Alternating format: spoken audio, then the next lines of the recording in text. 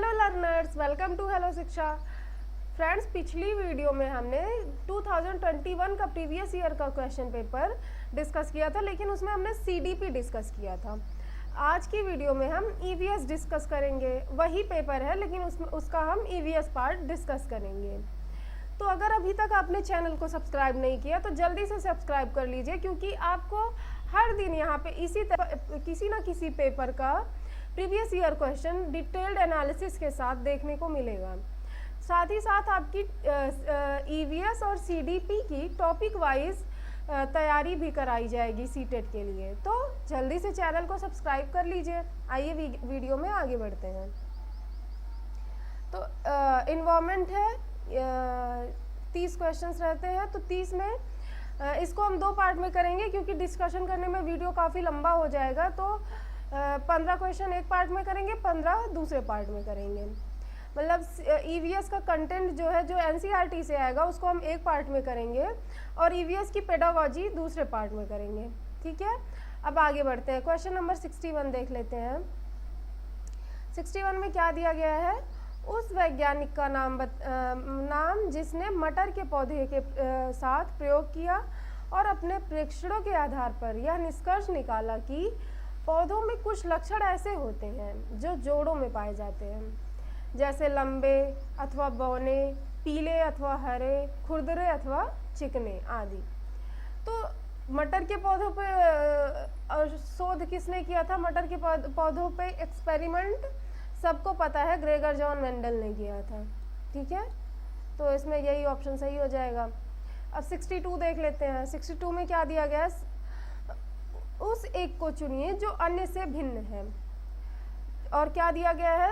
4-5 हमको शब्द दिए गए हैं और उसमें से एक चुनना है जो अलग है।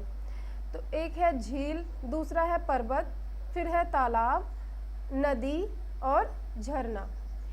तो आप देख सकते हैं झील जो है, ये भी झील में पानी होता है। पर्वत में पानी होता है? नहीं, पर्वत तो चट्टान होती है यहाँ पे। फिर तालाब है, तालाब में भी पानी ही होता है, पानी का सोर्स है।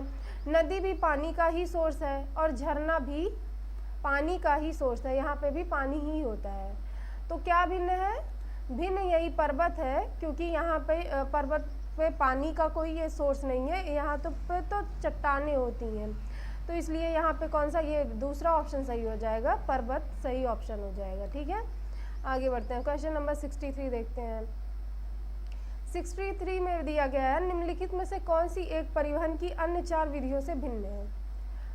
ट्रांसपोर्टेशन की 5 तरह की चीज़ें दी गई हैं और हमें एक सिलेक्ट करना है जो बाकी चारों से अलग हो। तो आइए देखते हैं।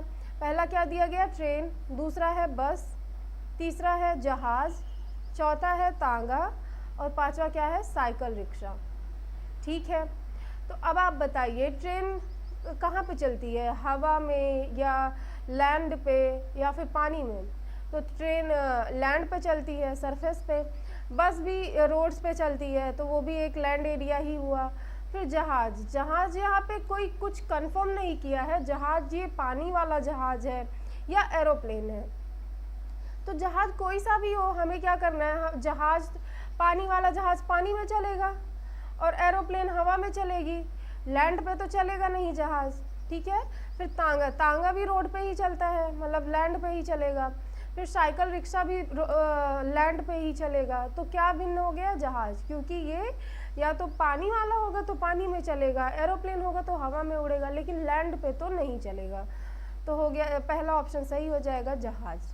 ठीक है, अब 64 में आ दिया गया, कर्नाटक में किसानों द्वारा खेत की मिट्टी को खोदकर नरम करने के लिए उपयोग किए जाने वाले औजार को क्या कहते हैं? अब 4 औजारों के नाम दिए गए हैं। पहला है एलिगो, दूसरा है कुरिगो, तीसरा है खूंटी और चौथा है खुरपी। तो कर्नाटक में जिससे मिट्टी को खोद के नरम की जाती है उसे हम खूंटी कहते हैं, और ये एनसीईआरटी में दिया भी गया है। अगर आपको ऐसे ना याद हो रहा हो तो इसके लिए ट्रिक अपना सकते हैं। अभी कर्नाटक का रिसेंटली इलेक्शन हुआ है, इसमें कांग्रेस जीती है, कांग्रेस को जीत हासिल हुई है। तो हम कांग्रेस को ये सजेशन दे सकते हैं कि कांग्रेस अपनी इस जीत को खूंटी पे टांग दे, मतलब इससे उनको ज़्यादा उत्साहित होने की ज़रूरत नहीं है, वो अपनी 2024 के इलेक्शंस पे ध्यान दे, इस जीत को अभी के लिए खूंटी पे टांग दे ना।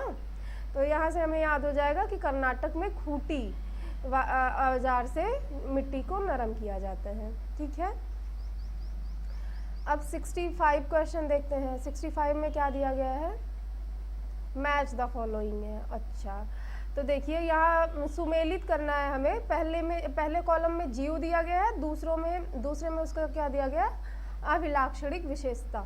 ठीक है, तो पहला दिया गया है उल्लू।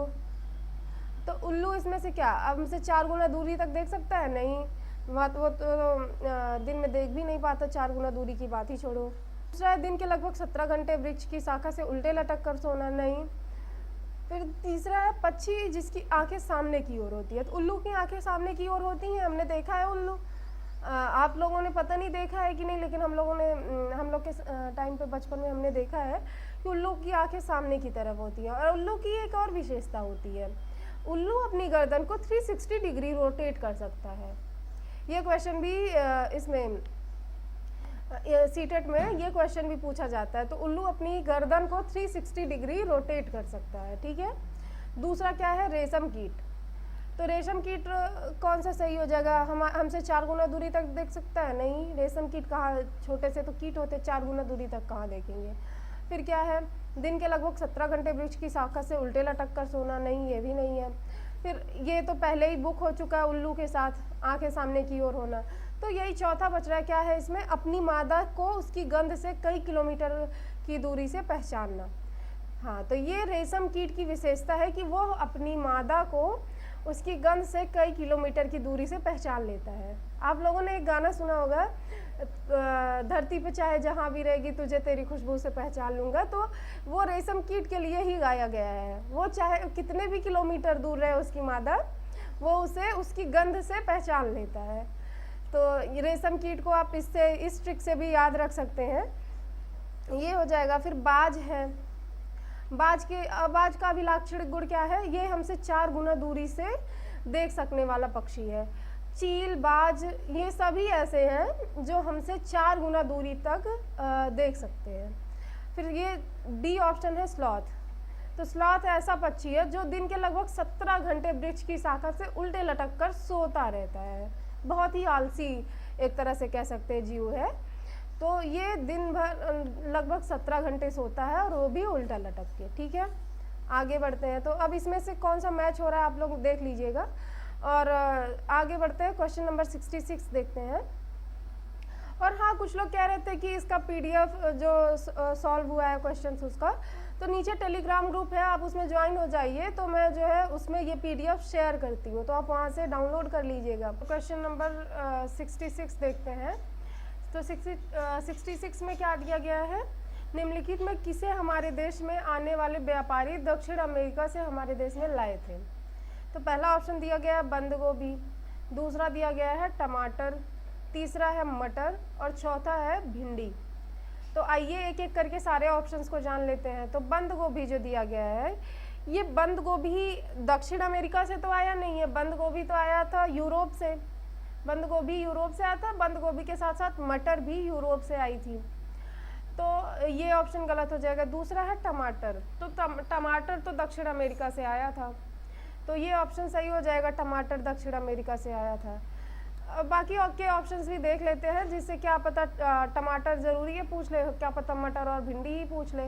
तो मटर आपको मैंने बता ही दिया, ये भी यूरोप से ही आया था बंद गोभी की तरह। और अब बचा क्या, भिंडी। तो भिंडी क्या है, भिंडी अफ्रीका से आई थी। भिंडी के साथ जो कॉफ़ी बीन्स होते हैं ना, वो भी अफ्रीका से आए थे। और यहाँ जो टमाटर के साथ साथ दक्षिण अमेरिका से टमाटर, हरी मिर्च, आलू, ये तीनों चीज़ें दक्षिण अमेरिका से आई थी। तो टमाटर के साथ साथ आप वो हरी मिर्च और आलू भी याद रखिएगा।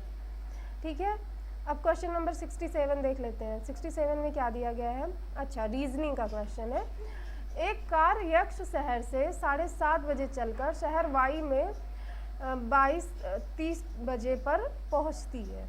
तो 22:30 मतलब क्या हो गया, 10:30 बजे। ठीक है, यदि दोनों शहरों के बीच की दूरी 540 किलोमीटर है तो कार की औसत चाल होगी। तो औसत चाल पूछ रहा है, तो तो चाल का फॉर्मूला क्या होता है, चाल बराबर दूरी बटे समय। दूरी हमें पता हो, समय पता हो तो हम चाल आराम से निकाल देंगे। तो दूरी तो हमें दी गई है 540 किलोमीटर, लेकिन समय दो समय दिया गया है, तो कौन सा लें, तो इसके लिए कंफ्यूज नहीं होना है। समय निकालने के लिए जो ज़्यादा वाला है ना 22-30, इसमें से 7.5 को हम घटा देंगे। तो जितना आएगा घटाने पे कितना आएगा, यहाँ 0 आ जाएगा, ये 7 जाएगा, तो हाँ 15 आएगा। तो मतलब 15 घंटे हो जाएगा वो समय। तो चाल बराबर फिर दूरी बटे समय होता ही है। मतलब समय निकालने के लिए सिंपल सा formula t equals to T2 minus T1, मतलब बाद का जो समय है उसमें से प्रारंभिक समय घटा देंगे तो t आ जाएगा, मतलब हमारा समय आ जाएगा। तो ये यहाँ से t आ जाएगा हमारा, और इसमें से दूरी हमारी 540 दी ही गई है, तो आ जाएगा 540 बटे 15 कर देंगे। जो आएगा उसमें देखिए ऑप्शंस में ये किलोमीटर पर आवर में दिया गया है, ऑप्शंस मीटर पर सेकेंड में है।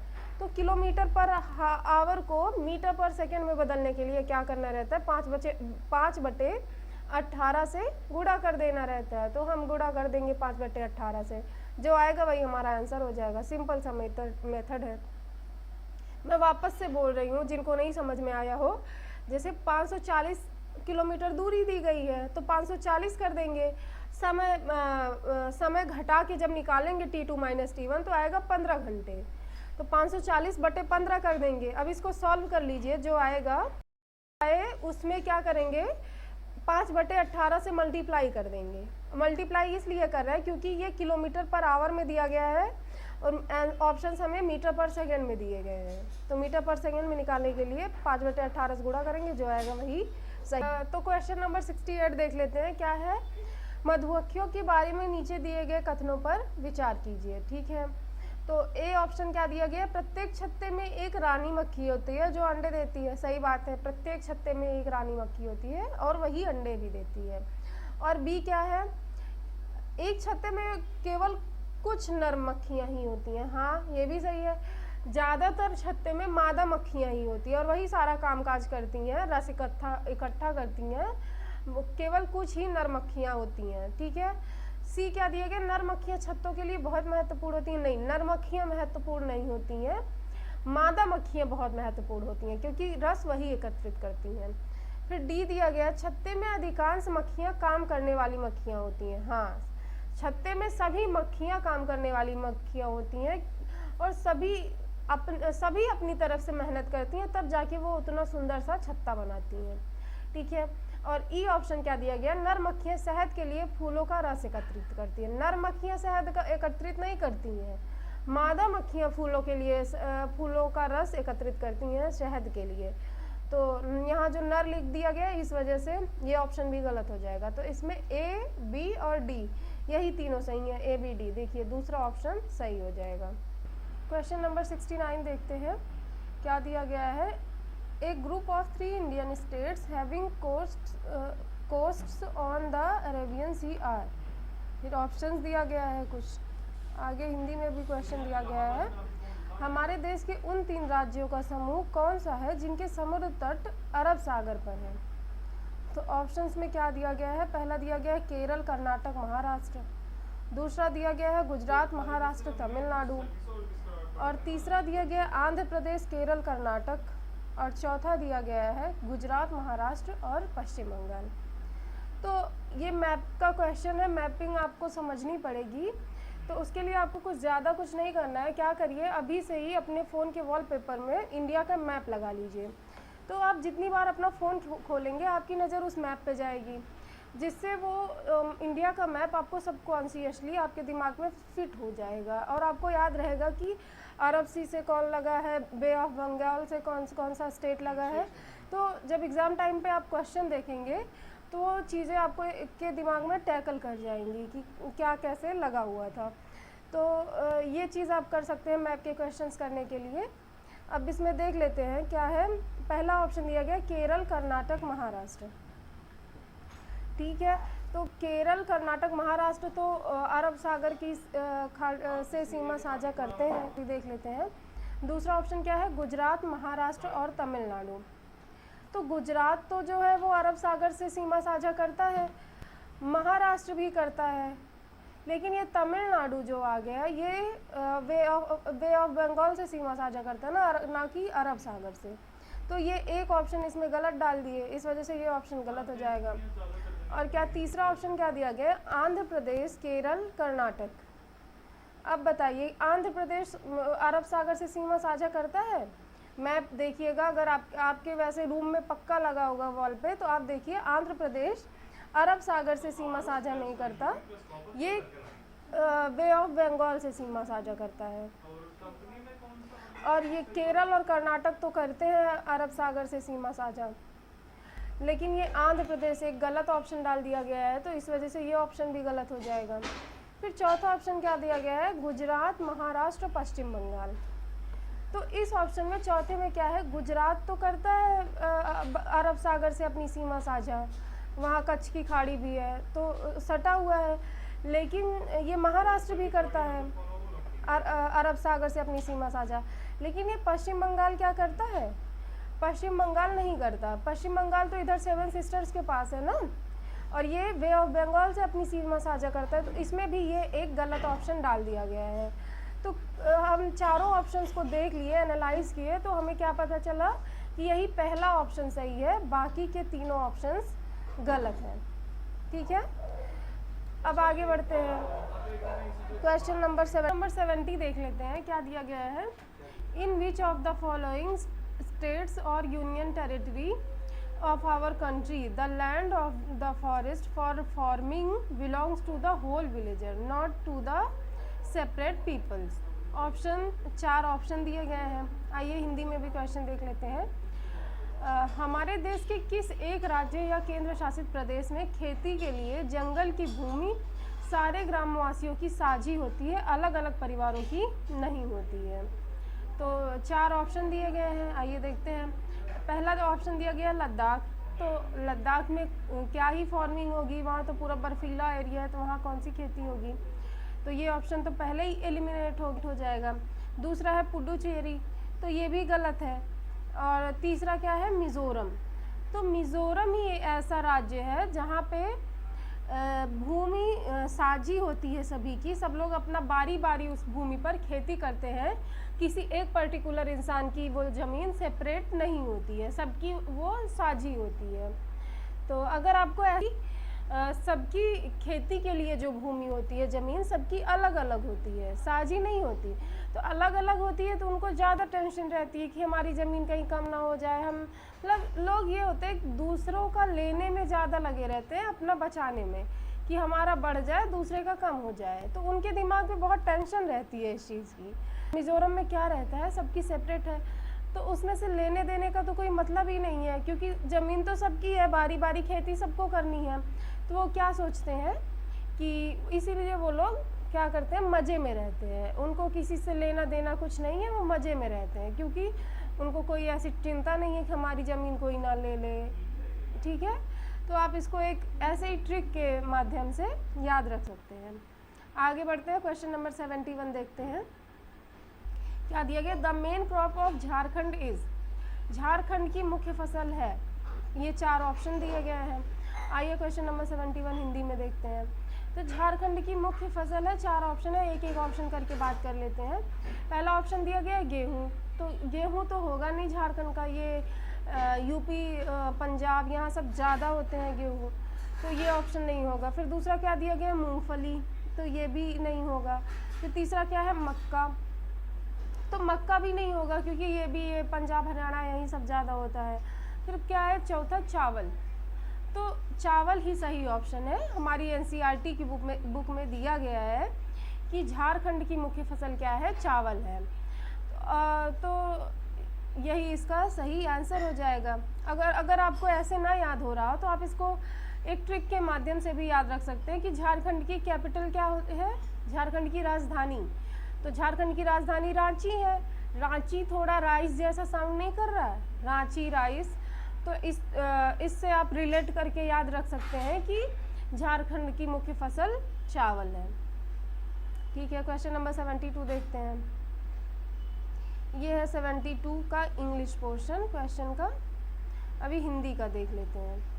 72 में क्या दिया गया है, केचुओं को किसानों का मित्र माना जाता है, इसके लिए निम्नलिखित में से उचित कारणों को चुनिए। अच्छा, मतलब स्टेटमेंट क्या दिया गया, केचुआ जो है वो किसान का मित्र है, ऐसा एनसीईआरटी में स्टेटमेंट दिया गया है। तो इसके लिए उचित कारण क्या है, ये 4 ऑप्शन दिए गए हैं, उनमें से हमें बताना है।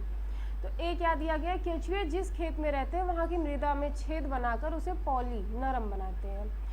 तो ये सही बात है, केचुए को आप देखते होंगे बरसात में वो ज़्यादा बाहर आते हैं, वैसे वो ज़मीन में ही, ज़मीन के अंदर, मिट्टी के अंदर रहते हैं और वो छेद बनाकर ज़मीन के अंदर चले जाते हैं, छेद बनाकर बाहर आ जाते हैं। तो छेद बनाकर मिट्टी को नरम तो ये बनाते हैं, ये पहला ऑप्शन सही है। फिर बी दिया गया है, केचुए द्वारा बनाए गए छेदों से मृदा को हवा और पानी आसानी से प्राप्त हो जाता है। तो ये बात भी सही है, अगर ज़मीन में छेद होगा तो हवा और पानी आसानी से तो चले ही जाएंगे।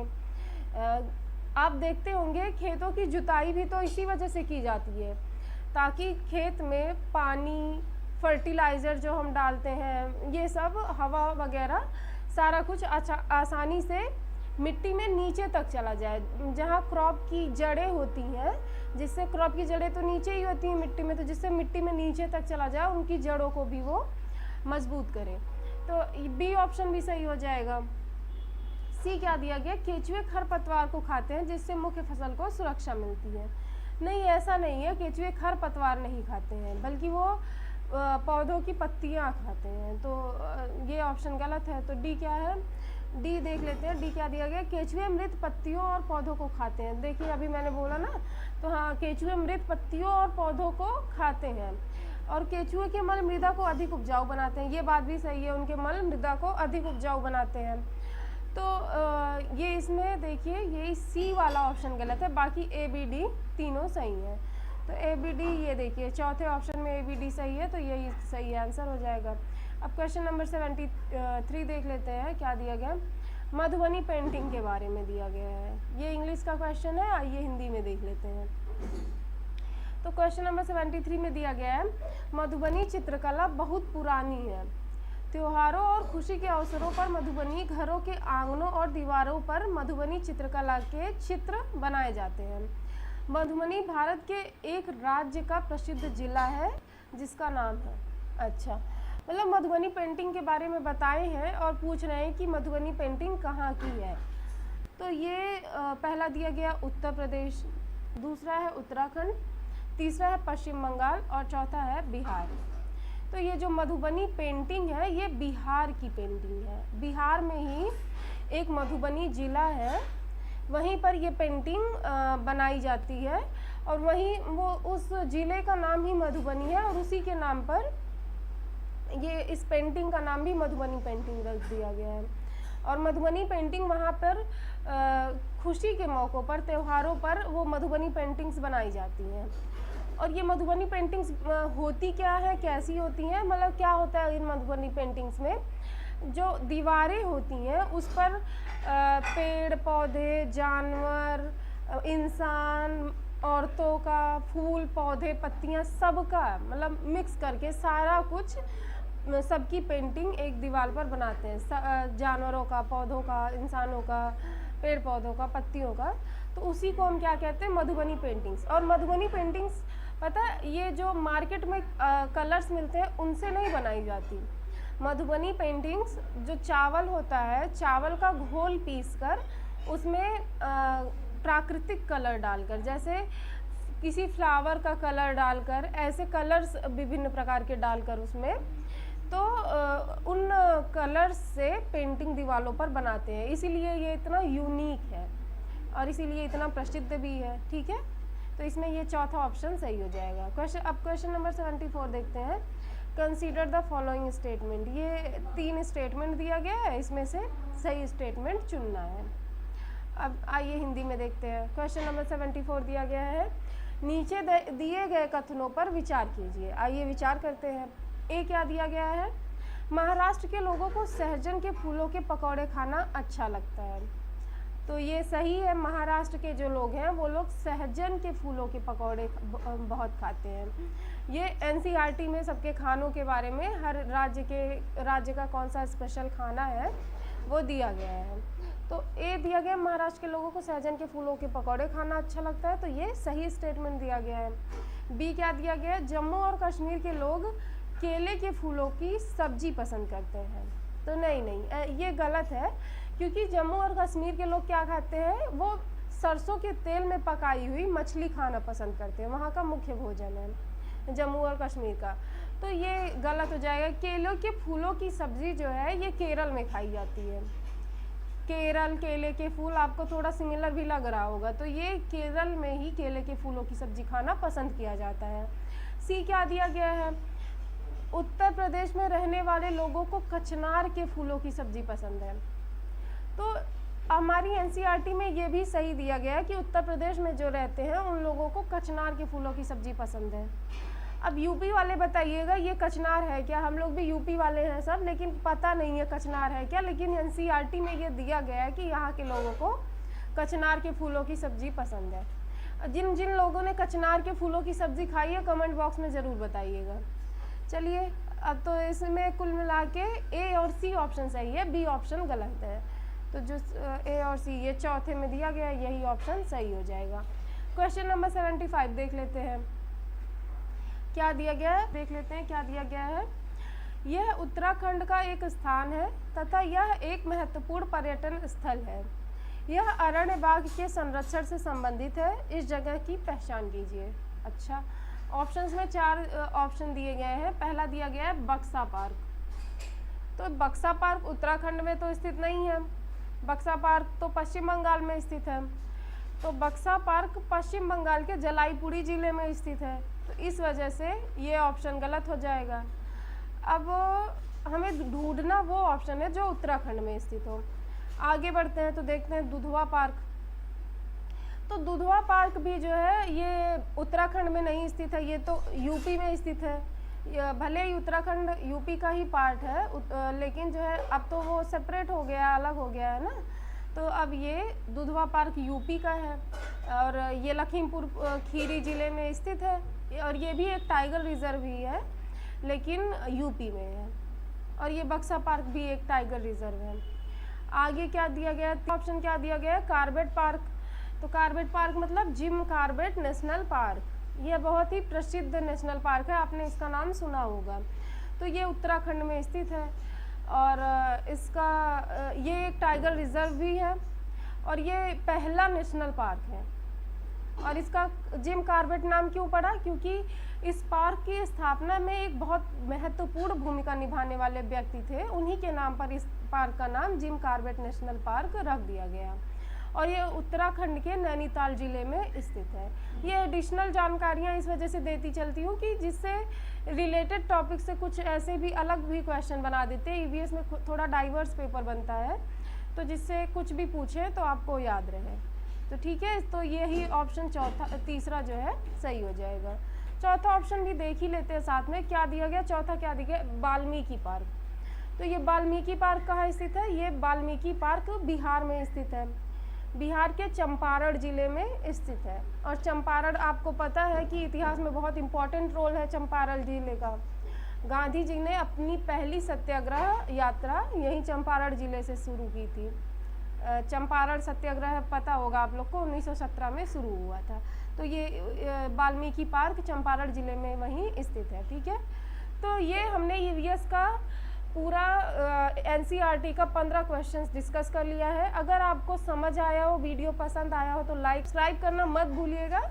मिलते हैं अगली वीडियो में।